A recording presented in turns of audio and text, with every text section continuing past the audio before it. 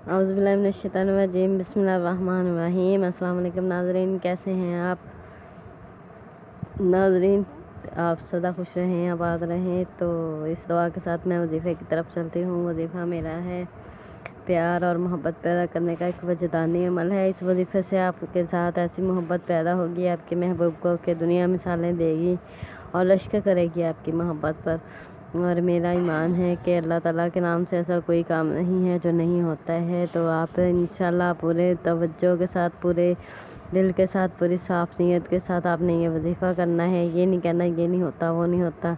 تو ناظرین، میں چلتی ہوں وظیفے کی طرف۔ وظیفہ میرا کچھ یوں ہے کہ 11 بار آپ نے درود ابراہیمی پڑھ لینا ہے۔ بسم اللہ کے ساتھ آپ نے وظیفہ شروع کرنا ہے، بسم اللہ الرحمن الرحیم۔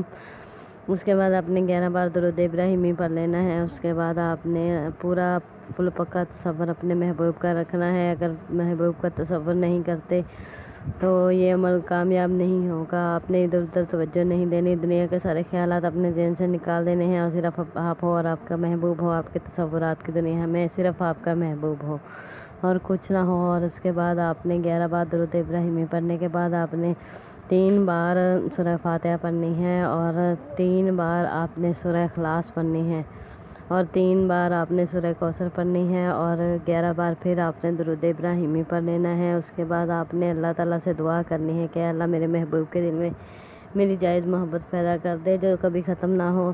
تو ناظرین، یہ وظیفہ آپ نے 7 دن کرنا ہے۔ 7 دن یہ وظیفہ لگاتار آپ نے فجر کی نماز کے بعد کرنا ہے۔ انشاءاللہ تعالیٰ آپ کا محبوب آپ کے پاس آئے گا، ضرور آئے گا۔ اور میرے چینل کو سبسکرائب کر دیجئے، ویڈیو کو لائک کر دیجئے، اور مجھے دیجئے اجازت۔ اللہ حافظ۔